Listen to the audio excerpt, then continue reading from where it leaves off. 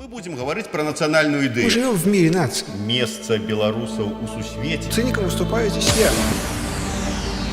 Ідея X на Єврорадіо. Вітаю всіх слухачів Єврорадіо. В ефірі черговий випуск програми «Ідея X». Програми, падчас якої ми працягваем шукаць, прамаўляць, намацваць беларускую нацыянальную ідэю. Як звычайна, вядучыя ў студыі Максим Гарунов і Зміцер Лукашук. Наш сённяшні мажны і мужны госць, трэнер гандбольного клуба «Віцязь», координатор і куклавод фонда дапамогі рэпрэсаваным спортсменам «СОСБАЙ» Константин Яковлев. Добрый день, Константин. Я тут хоть бы как бы так паўжартам гэтае ўсё, але сапраўды ситуация у Беларусі тут как бы не асабліва жартаўлівая, скажем так. Як вы успрымаеце ўсё тое, што адбываецца ў краіне, увогуле як да гэтага ставіцеся, вот, ну, з пункту гледжання, там вот некаторыя кажуць, у нас тут рэвалюцыя, другія кажуць, у нас тут нацыянальна-вызваленчы рух, там трэція кажуць, нацыя фармуецца. А вот вы як да ўсяго этого ставіцеся? Ну, я бы, конечно, хотел начать с другого, что не все понимают юмор, да, и как мы сейчас видим, ребята, как уже в народе их всех называют, ебатьки, ну, совсем с юмором у них худо, поэтому я никакой не кукловод и не координатор. Ребята, меня это за краты не надо, я еще хочу здесь побыть на воле. Вот. А как я до этого, до всего отношусь?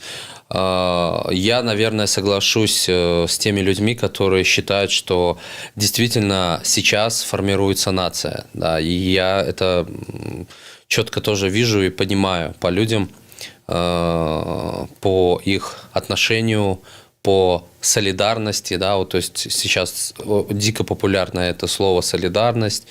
И вот это вот все формирует нашу нацию. И я думаю, что мы после вот такого затяжной такой борьбы, да, добра со злом, когда мы победим, мы станем действительно очень и очень такие, ну, не то чтобы националистами, да, но то есть вот мы будем реально уважать свою культуру, уважать людей, уважать тех людей, которые были рядом. Я сейчас хожу по городу и вижу, как люди с большим уважением, что ли, и с большим теплом относятся к нам, к спортсменам. И вижу к другим людям, да, отношения, когда там ходишь, гуляешь, и как вот подходят, там чем-то угощают.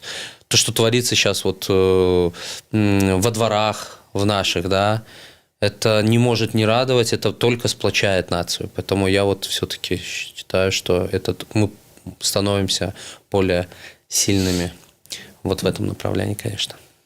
Константин, я-то ведаю, што хоць у некаторых людзей такое стаўленне да спартсменаў, што ну што яны там могуць сказаць, асабліва на сур'ёзныя тэмы, там якія-небудзь там пра нацыянальную ідэю, там ці яшчэ што-небудзь. У іх жа ж усе думкі там типа у мышцы пайшлі. Насамрэч гэта не так.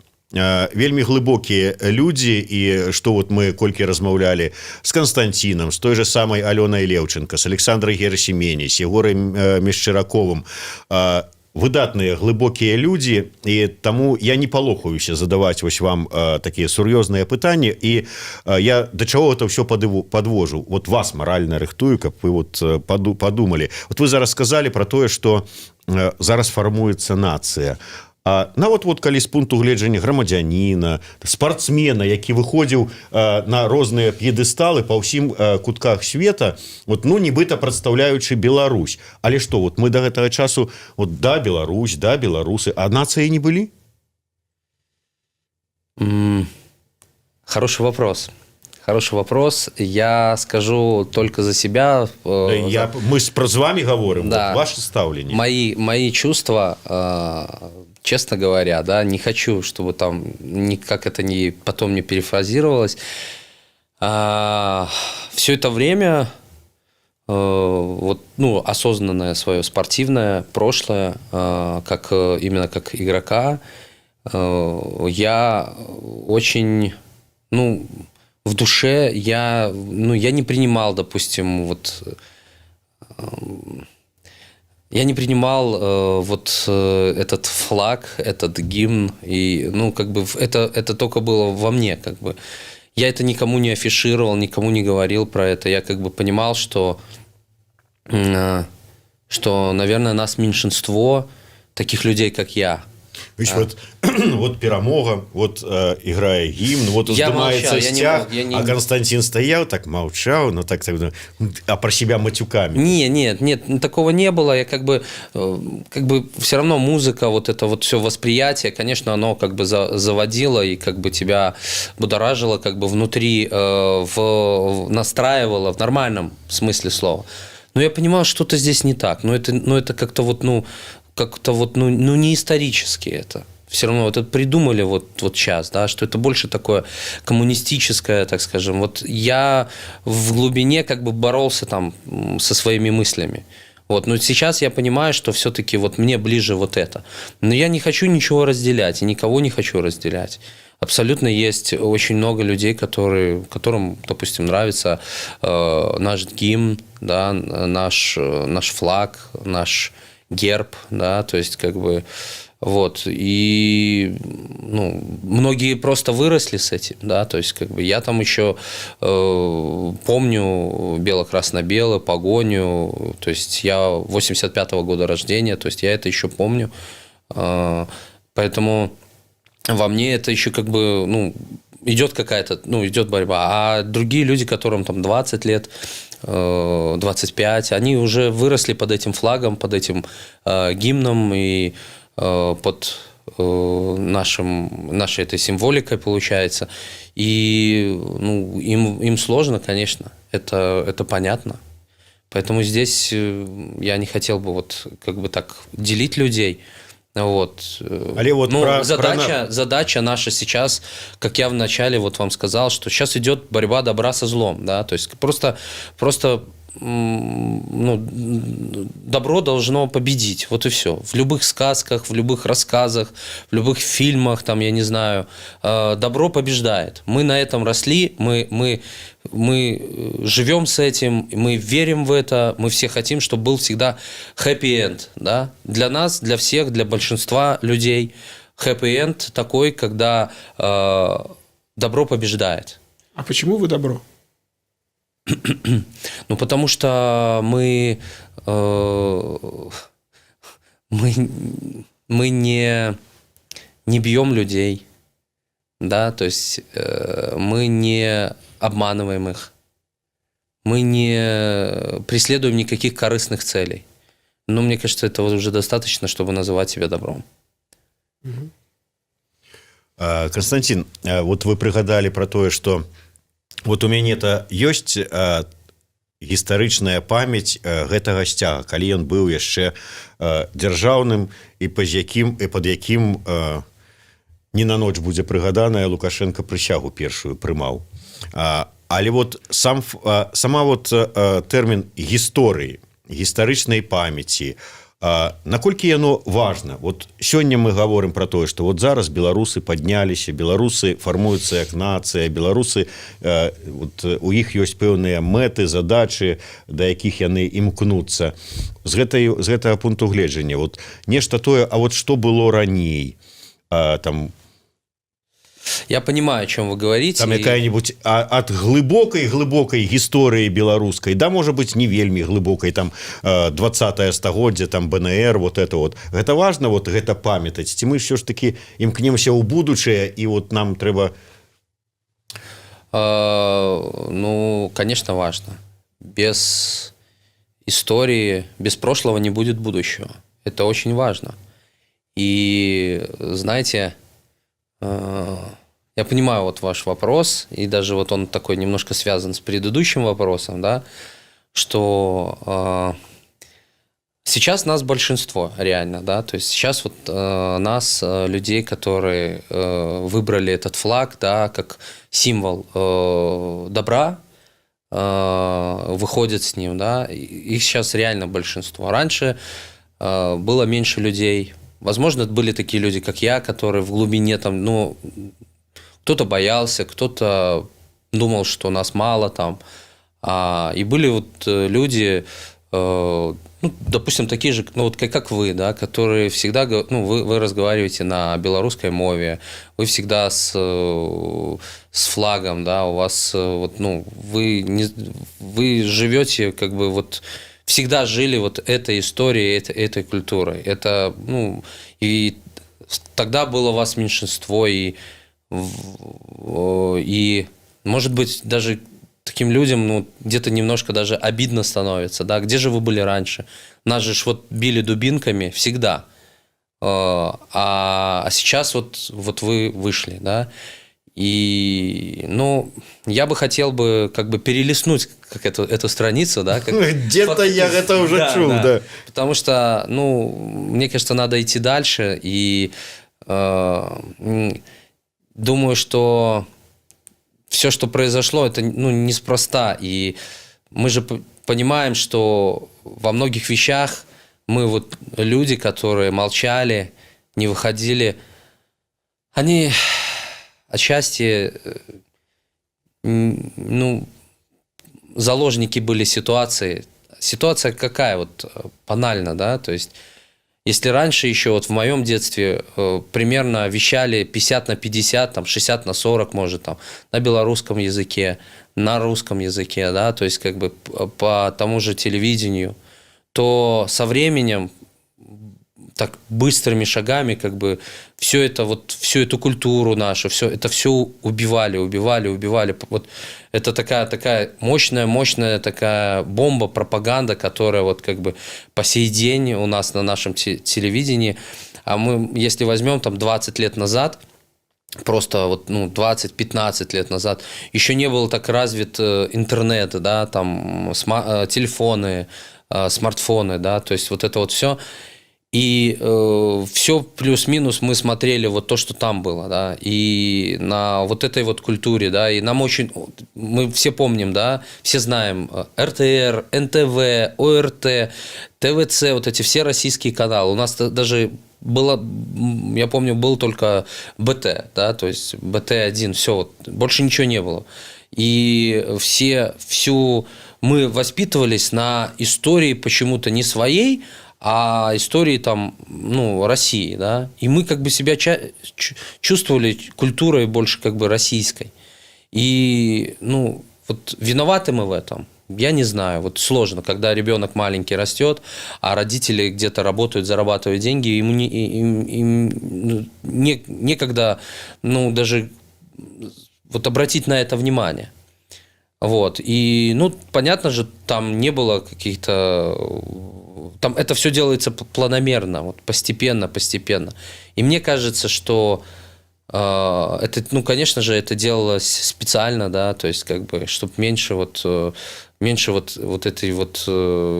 этой исторической символики. И сейчас мы понимаем, зачем это делалось, да, то есть, вот мы видим, как сейчас наш стяг, как он нас ведет, да, всех этих людей. Даже многих людей, которые там были вчера за Лукашенко, да, они все равно одевают и бело-красно-белые какие-то майки, там, берут флаг и идут с ним. Вот, поэтому я бы не хотел бы сильно обвинять людей, потому что все-таки ну, тяжело. У нас вся вот культура, весь этот аппарат работал вот на то, чтобы мы забывали свою историю, чтобы как можно меньше было. У нас, ну, даже, наверное, сейчас сложно судить, но в мое время там примерно истории Беларуси там 1-2 раза в неделю был урок, а всемирная история, наверное, может быть даже где-то примерно одинаково. Но вот неужели нельзя как бы всемирную историю связать там с историей Беларуси вместе, объединить просто этот урок? Это же одно и то же практически получается. Сейчас сложно судить, еще дети маленькие, но мне вот такое чувство, что они очень мало чего об этом знают. А нам, родителям, конечно же, можно это поставить в упрек. Но мы не знаем каждой ситуации, да, кто-то на заводе работает в 2 смены, в 3, там, кто-то еще где-то, по 500 не у всех есть. Знаете, вот у меня много родни в Украине, живут они бедно, а иногда очень. Я перебью, зато достойно. Подождите. Многие из них ездят на заработки там, в Финляндию, в Португалию. Если бы они, работая там в 5 смен, там, 25 часов в сутки в день работая, везде, где только можно заработать, узнали, что у них в школі нема більше української мови, а є російська, то они, я думаю, на последний украли бы где-нибудь денег, приехали бы и эту школу, я не знаю, не спалили бы, потому что все-таки школа своя. Но, в общем, там что-то такое страшное случилось. Вот. А вот у белорусов такого вот стремления как будто бы и нет. И не кажется вам, что вот как бы вы сейчас так говорили, да, у вас так получалось, что есть какое-то такое зло внешнее к вам, и оно вот вас вот поймало и как-то вот хитро заставило вот перейти на русский язык, а сами вы ни в чем не виноваты, потому что вы заняты. Я думаю, что вот эта ситуация, когда вот, я на заводе, а моих детей переводят просто на другой язык, я думаю, в любой другой стране, там, в Румынии, там, в Молдавии, про Украину я точно знаю. Вот мой дядя Витя, если он узнал бы, что внук там у него перестал по-украински говорить, как бы его многие другие вопросы не волнуют, он как бы такой странноватый человек. Ну, как бы вот этот штрих, это просто вот не дай бог его за это тронуть. И там все такие, вся родня, там, все село, весь пригород, там, все так живет. Там как бы, вся страна такая. То есть, как бы это такая очень... И в любой другой стране. То есть, попробуй немцу объяснить, что он француз. То есть, как бы родители работают где-нибудь, а французы втихаря телевидение меняют. Вот. По-моему, это... Вот вы как-то так это поставили, получается, как бы вот у вас вы не берете на себя ответственность за то, что и телевидение у вас так работало, что переводило вас на другой язык, и историю вам в школе другую рассказывали. И это как бы такая... И это было ваше телевидение в вашей стране. И, в общем, это, собственно, ваша вина. Да, ваша персональная вина, что у вас так вот все сложилось. Это как бы вот вы, не вот Лукашук, который вот с белым черным бегал, да, они вам говорили. Вот. А это как бы ваша персональная вина, это вы вот все сделали, вы довели до того, что вас бьют, и это вам сейчас, и поэтому вам приходится предпринимать такие чрезвычайные усилия для того, чтобы вернуть ситуацию в нормальное русло. Абсолютно, я согласен с вами. И я уже даже где-то говорил, что сами виноваты, да, то есть то, что получаем сейчас, то есть это наша как бы вина, но сложно сказать, на самом деле, вот это такой тяжелый вопрос, надо очень, очень долго думать, понимать, может, еще с кем-то тоже из умных людей разговаривать и общаться, почему же действительно... Может быть, Константин, все это гістарычна закладзена яшчэ з тых часоў, калі мы былі, вот, называлі сябе тутэйшымі, вот, каб вот, то маскалі прыйдуць. І ты хто? Скажаш, беларус прыстрэляць. То палякі прыйдуць. Ты хто? Скажаш, беларус прыстрэляць. Мы тут вот, тутэйшыя. Вот, это такі прынцып выжывання. Ну да. Да, как еще Екатерина говорила, да, что не сделает русский солдат, то сделает русский язык, да, то есть поэтому и было тут много людей из русской культуры, да, которые просто постепенно, там, не знаю, там, люди сразу там были варварами, да, потом просто женились, создавали семьи, там, белорус, там, на россиянки там или русские там на белорусские, да, и вот эта как бы культура, она просто уходила, и вот, за счет вот этого вот всего она как-то убиралась. Ну, конечно же, нас здесь очень сильно очень сильно как бы давил вот режим вот этот, да. На Украине тоже был режим. Я объясню просто вот ситуацию, которая у меня произошла. Я никому ее не рассказывал, никто не знает, это было... Никто не знает, что это был я когда-то. У меня 3 детей, и старшему сыну 11 лет. Он ходит сейчас в 5 класс. И когда он ходил в 1 класс, значит, он там задавали какие-то задания им. Я был на работе, мне позвонила жена, сбросила мне, значит, файл, сказала, вот надо распечатать. Там надо выучить стишок на выбор, любой. И вот тебе выбрасывают разных авторов, найди там в интернете и распечатай. На работе был принтер, и чтобы ребенку принести и так далее. Такое внеклассное задание было на выбор. Окей. Значит, я начинаю разбираться, там какие-то авторы закидываю в Google, там в Яндекс, выдает. И вот один из, по-моему, называется «Родина», такой стишок. Не помню автора, конечно, это было почти 4 года тому назад. И я натыкаюсь, там такие как бы слова вот в стихотворении, там что-то идет, там вот патриотично, а тема была вот, основана на патриотизме, чтобы там разные варианты, и вот чтобы наши дети как бы росли на патриотизме.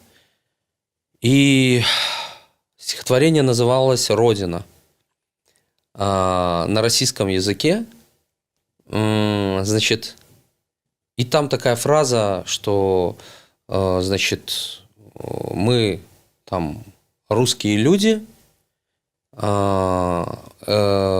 и для нас Родина – это там в окне солнышко, значит, за окном Кремль, это вот российский какой-то язык, триколор. Вот это вот. Я когда это увидел, меня так трясло, я быстро я позвонил жене, сказал, что это такое вообще. Потом, она говорит, я не в курсе. И все, я сразу же после работы полетел в школу, потому что я хотел поговорить с учительницей. Учительницы не было, я пришел к директору, директора не было, была заведующая. Я выдал там просто такое... На сегодняшний, и что произошло? Я написал, не помню, то ли скинул этот стишок, не представился, написал, по-моему, на Радио Свобода или на нашу Ниву, чтобы они это опубликовали. И они это опубликовали, такой большой резонанс это выдало, как бы там в комментариях напихали учительницы, хотя учительница там очень... Как у нас вот сейчас, все очень хорошие люди. Она действительно вроде хороший человек, занималась дополнительно с моим ребенком. То есть были хорошие отношения. Я постоянно приходил в школу. Там просили быть Дедом Морозом, я Дед Мороз. Просили быть там Бабой Ягой. Вот. И, значит, и случилось то, что случилось. И это все вылилось потом каким-то образом, хотя я не представлялся в классе, узнали, что это был я, что это все вылил, и мне пришлось, там учительница там уже чуть ли не уволили, то ли сама не уволилась, и мне пришлось перевести ребенка в другой класс, в другую школу. Вот и все. С нами никто не общался, никто. Там было пару человек, которые тоже топили за бело-красно-белый флаг, а так в основном все, что же ты наделал? Все, наши детьми уже так никто не будет заниматься и так далее и тому подобное. Хотя что я сделал? Я никого не оскорблял, никого не унижал. Я просто сказал, что это такое? Какой патриотизм детям закладывается на основе триколора? Как так может быть? Чтобы все понимали, я сам наполовину русский, у меня папа россиянин. У меня половина моей семьи, так скажем, моих родственников, они там. То есть в России, получается. Я абсолютно с ними хорошо дружу, общаюсь и люблю их всех. Но так не может быть. Уже настолько нас как бы засунули под такой плинтус, ну уже вот, ну это уже просто бьет в глаза. И сразу все такие почему-то: вот ты националист, ты там чуть ли не фашист какой-то. Ну, блин, ребята, камон, какой я фашист? Что вы вообще говорите? Почему? Я спросил, почему мы учим детей патриотизму на хорошо, пускай это даже там, ну, там, что-то вы пытаетесь там на какой-то российской идее, да? Ну, может быть, неужели у нас нету культуры какой-то, да, чтобы учить, ну, хотя бы, ну, пускай не на белорусской мове, пускай на российском, да, это первый класс, да, люди все равно, мы общаемся все на русском языке, ну, большинство людей, да, ну, потихоньку, да, чтобы это было безболезненно, я как бы считаю, что так нельзя.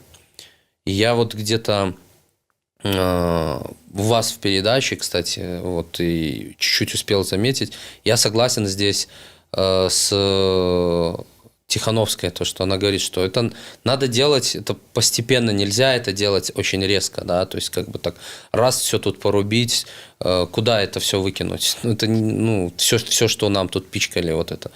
Ну, должно быть для начала хотя бы там 50/50, действительно 50/50, да, то есть 2 государственных языка, и чтобы это кто-то даже, давайте там, у нас очень много людей, мы просто вот этих дармоедов, которые бегают в масках и бьют людей, мы сократим, да, их сделаем меньше, у нас появятся финансы для таких людей, которые будут реально отслеживать статистику, которые будут смотреть, чтобы было реально 50/50, да, чтобы все было по-честному. И когда мы это сделаем, люди сами уже будут выбирать для себя. Это тоже, кстати, нормально, да, то есть это тоже круто, когда есть 2 языка. Это хорошо, потому что, ну, действительно, история, культура сложилась таким образом, что вот мы вот вечно там получали, там то от поляков, то от москалей и так далее. И нам постоянно там прилетало, то есть у нас тут заберут, там отдадут и так далее.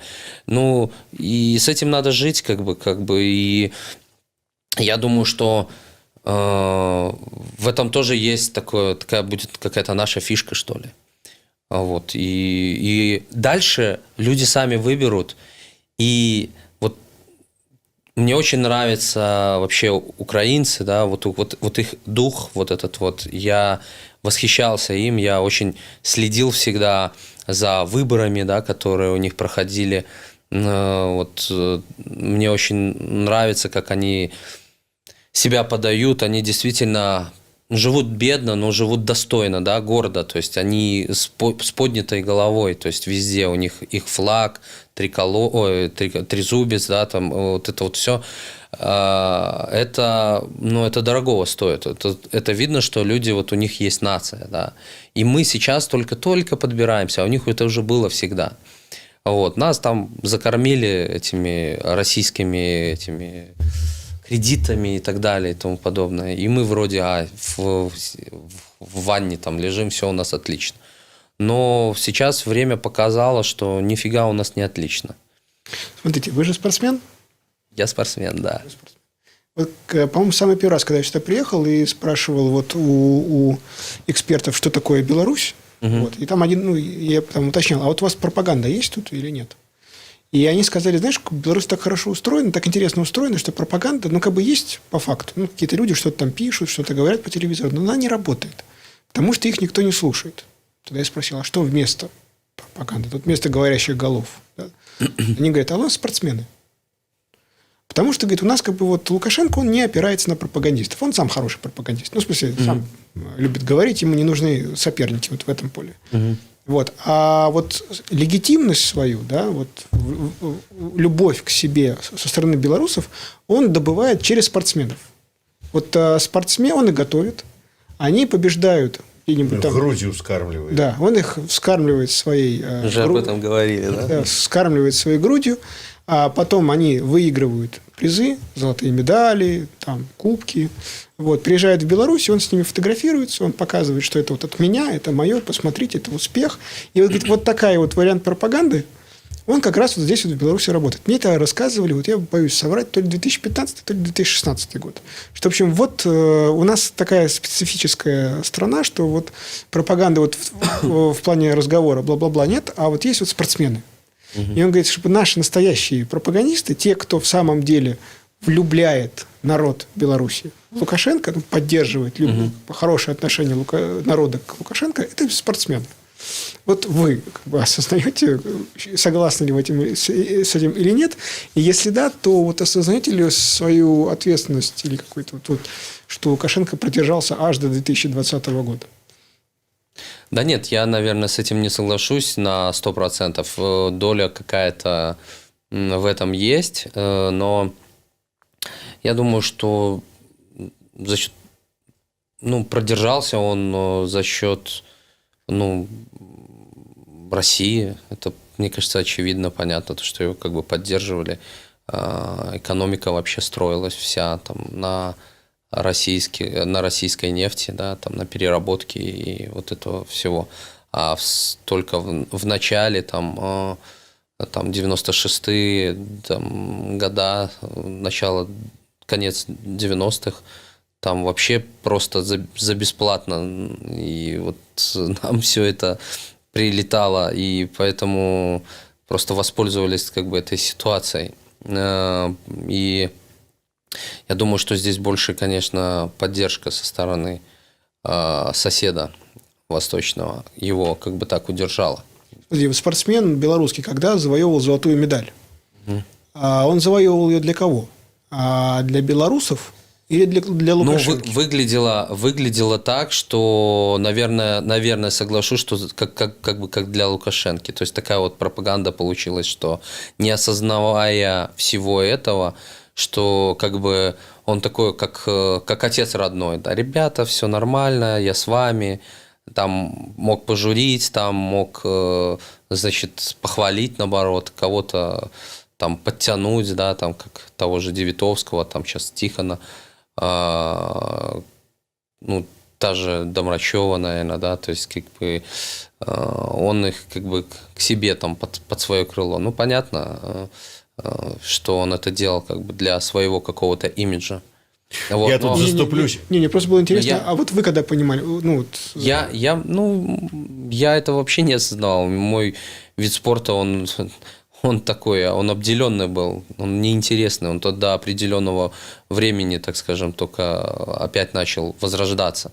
Поэтому мы особо там, я уже где-то говорил, по-моему, может и у вас, что, знаете, там, вот наши виды спорта, там, вот, там, гандбол, тот же баскетбол, там, волейбол, мини-футбол, там, до определенного времени это просто, мы существовали там на остатках того, что нравилось больше там Лукашенко. Да, то есть вам в этом смысле повезло. Да, и мы потом, когда у нас что-то начало получаться, когда пришли другие там люди на местах там, в федерацию, у нас в частности там, Коноплев пришел, вот, он начал что-то делать и реально заниматься делом, да. И проделана очень большая работа, и как бы гандбол очень хорошо пошел стремительно по шкале вверх.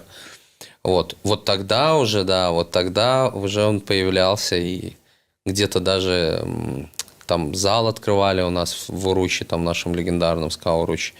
На фоне этого он... а что люди на тот момент, что спортсмены? Приехал президент, что они отвернутся? Как бы нет. У нас все так как бы и строилось в нашем понимании спортсменов, что это вот действительно выглядело так, настолько пропаганда работала, что выглядело так, что это он дал, вот как вот Смитер говорил, вот собственной грудью. И реально люди это хавали. Вот, спортсмены это хавали все. И, что сказать. А сейчас все так раз, то есть... так как это так? Я же...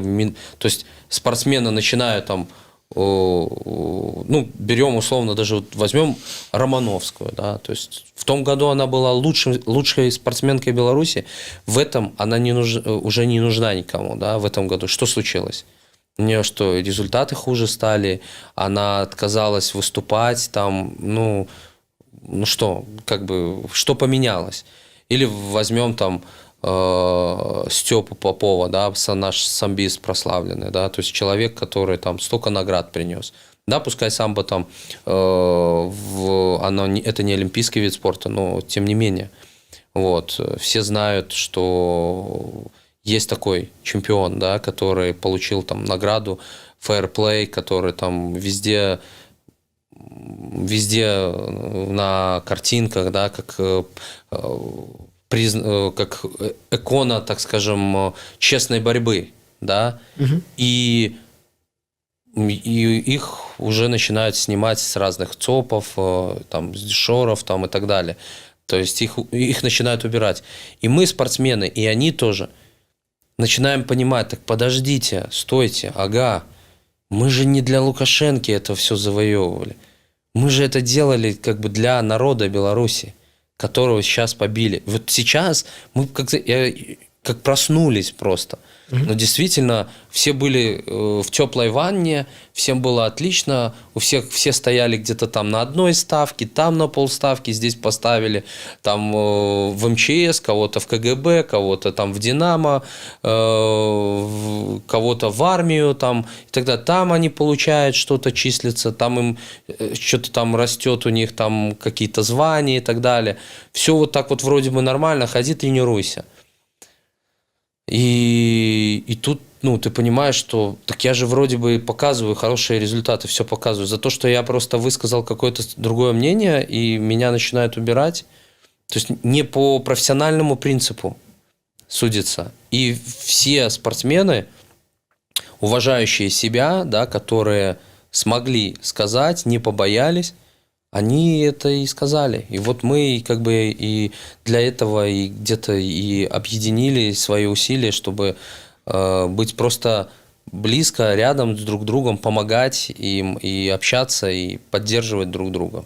Все. То есть, смотрите, получается так. Вы были, ну, то есть не обижайтесь только, вы были придворными спортсменами и служили, условно говоря, барону Лукашенко, ну и там маркизу Лукашенко, герцогу Лукашенко. Точно так. Вот, и вам было все комфортно. А потом вы решили, что вы не хотите быть спортсменами маркиза Карабаса, да, там, спортсменами герцога.